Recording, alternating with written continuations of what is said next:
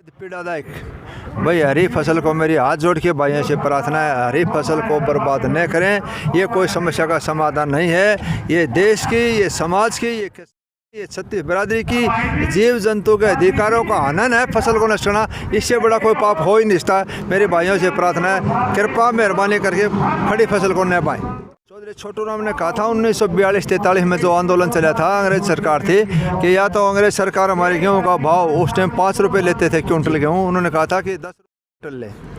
अगर अंग्रेज सरकार ये गेहूं नहीं खरीदेगी तो हम खड़ी फसलों का आग लगा दें, एक दाना नहीं देंगे। राकेश टिकैत का कहने का भाव ये था, उसको बताया, लेकिन लोगों ने उसको उल्टा पकड़ लिया। नमस्कार, मैं अजय और बात किसान से, किसान के लिए, क्योंकि एक आवाज़ आई किसान के भगवान की, तो हरियाणा के अंदर हो, प्रदेश के अंदर हो, देश के अंदर हो, एक चर्चा चली हुई कि अपनी फसल को, खड़ी को ही तबाह कर दिया जाता देखा जा रहा। तो अब बात सोमवीर सांगवान से, किसान भी है और किसान के लिए कहीं ना कहीं अगुवाई भी करते हुए दिन रात देखे जा सकते। सर नमस्कार। नमस्कार, थैंक यू। सर, अपील की थी, लेकिन वो अपील तो आज किसानों पर उल्टी पड़ती है, क्योंकि हरियाणा के अंदर दिन प्रतिदिन फसल बर्बादी का तो दौर चल पड़ा। ऐसा है, ये जो भी भाई मेरी आवाज़ सुन रहे हो जी, उन तमाम किसान भाइयों से मेरी करवत प्रार्थना, हाथ जोड़ के प्रार्थना है, हरी फसल को न बाएं। किसी जीव के पेट में पड़े फसल पकड़ने के बाद, निकालने के बाद किसी गरीब को बांटा जाए, तो हमारा कर्तव्य है वो ये नहीं है। हमारा कर्तव्य है जीव मात्र की सेवा करना। मैं कहता हूँ कि ये जो फसल का जो एक लोगों के अंदर जुनून बन गया फसल बांटने का, ये बेहद घृणित और गलत कार्य करता है। मैं इस काम की भर्त्सना करता हूँ और हर एक फसल को नहीं बांटना चाहिए। तो आज दिल को कितनी ठेस पहुँचती है एज ए किसान होने के नाते कि खड़ी फसल को ट्रैक्टर के द्वारा बहा दिया जा रहा, सिर्फ एक आवाज़ के ऊपर? बहुत गलत घृणित कार्य है, नहीं करना चाहिए, क्योंकि इसका बड़े आदमी के मुंह में से निकला हुआ किसी एक शब्द का उसका लोग अज्ञानता के तरह मिसयूज कर देते हैं। जिस प्रकार राकेश टिकैत जी ने कहा था, चौधरी छोटू राम ने कहा था 1942-43 में जो आंदोलन चला था, अंग्रेज सरकार थी कि या तो अंग्रेज सरकार हमारे गेहूं का भाव उस टाइम 5 रुपये लेते थे क्विंटल गेहूं, उन्होंने कहा था कि 10 रुपये क्विंटल ले।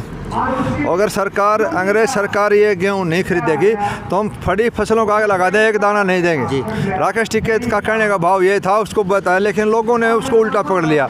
उसी एक बात के ऊपर कुछ किसान भाइयों ने आवेश में आके, नौजवानों ने खड़ी फसल को उबा दिया। ये गलत है, ये नहीं होना चाहिए था। कैसे ऐसा तो नहीं है सर कि ये राजनीतिक चाल हो, कि राजनीतिक प्रोपेगेंडा ये सरकार दिखा रही हो कि फसल भी बर्बाद किसानों की हो रही, लेकिन अपने कार्यकर्ता ग्रुप में करवा रही हो? ऐसा है, चाहे सरकार हो चाहे को, इस आंदोलन को ख़त्म करने की कोशिश तो करते ही है जी। 3.5 महीने से लगातार बैठे हैं, शांति प्रिय धरना चल रहा है। ये बहुत बड़ी ताकत है इस आंदोलन को। इसको फैल कैसे प्रयास करेंगे? आप लोगों ने, किसान भाइयों ने इन बातों से सावधान रहना चाहिए। किसी बहकाव में कोई छोटा काम नहीं करना चाहिए। हमें वो करना चाहिए जो हमारे बुजुर्गों ने सिखाया, जो हमारे पुरखों ने सिखाया। फसल के पैदा करना, बच्चे की तरफ पालते हैं, उस फसल को बर्बाद करना कोई उचित, कोई समस्या समाधान नहीं है। मैं तो यही भाई से कहूँगा कि हरी फसल की तरफ न उसको बाएं, न उसको नष्ट करें। वो किसी जीव के पेट में पड़ेगी, कोई आदमी जानवर उसका भोग करेगा। तो इसलिए मेरे भाइयों से प्रार्थना है, फसल को बचाने का काम करें और अच्छी से पैदा करने का काम करें। सुमित जी, एक सरकार एक आवेश क्वेश्चन मार्क और लगा रही है और निशानदेही कर रही कि किसानों के ऊपर, चाहे बिजली के बिल की बात हो, चाहे किसी और प्रकार के दबाव की बात हो, सरकार तो अपना दबाव डाल रही, लेकिन क्या करें फिर किसान?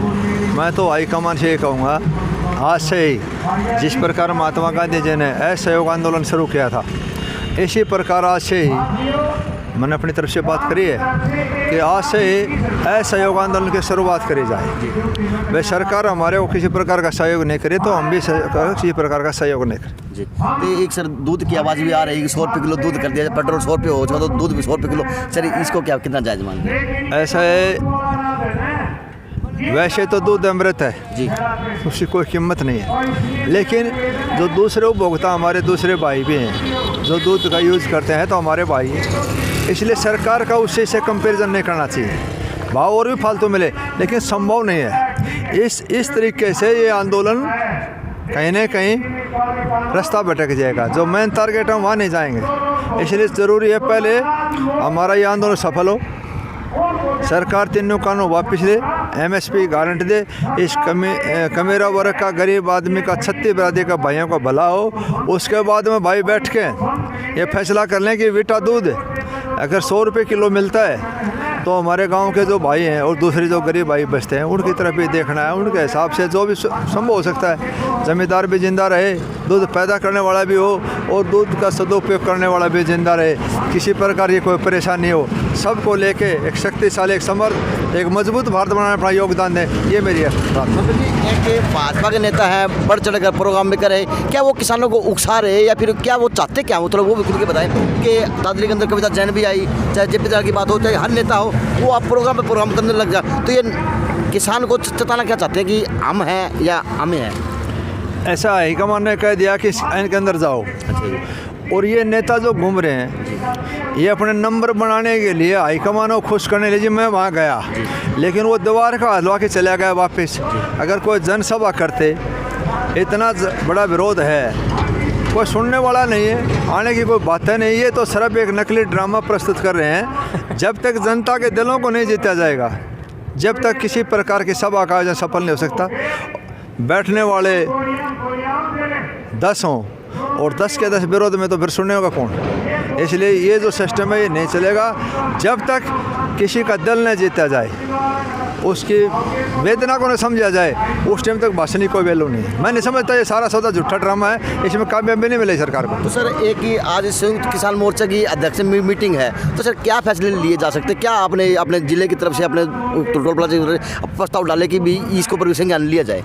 मैंने तो हाईकमान को मैसेज दे दिया, अपने तरफ से, टोल की तरफ से भी ये कह दिया भाई आज से इस एजेंडे पर विचार किया जाए कि असहयोग आंदोलन आज से शुरू किया जाए। जब सरकार हमारे को सहयोग नहीं करे तो हम भी सरकार को किसी मामले में सहयोग नहीं करें, चाहे वो कुछ भी हो। इसलिए वो क्या फैसला लेते हैं वो हाईकमान ने करना है। हमने अपना सुझाव तो वहाँ तक पहुँचा दिया, फैसला हाईकमान ने करना है। जैसा भी ऊपर से आदेश होगा वैसा ही सैल्यूट हमारे नेतृत्व को। तो आज आपके दिल में दर्द है, आवाज़ में भी दर्द आ रहा कि किसान मेरी फसल को जला रहा, तो क्या आप फिलहाल उनको थोड़ा खुल के बताएं कि आप ये ना करें?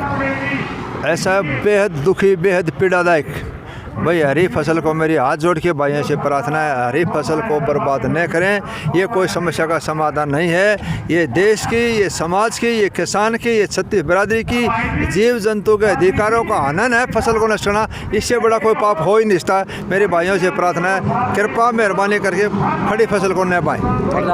तो आज कहीं ना कहीं भावुकता भरे पल में देखे गए सोमवीर सांगवान के रूप में, क्योंकि उन्होंने बताया कि भैया अपनी खड़ी फसल को बर्बाद ना करें, और हाथ जोड़ के विनती की सोमवीर सांगवान ने, और कहीं ना जबान के अंदर भी, दिल के अंदर भी दर्द था, आंसू थे कि खड़ी फसल को ना बहा जाए, क्योंकि ये किसान की एक देन है जो अपने बच्चों की तरह पालता है। लेकिन किसान है जो आज हट शर्मिंदा करके एक बात के ऊपर फसल को बर्बाद कर रहा है, ऐसा किसान न करे। JNC न्यूज़ से अजय नायक, पंकज सोनी की खास रिपोर्ट।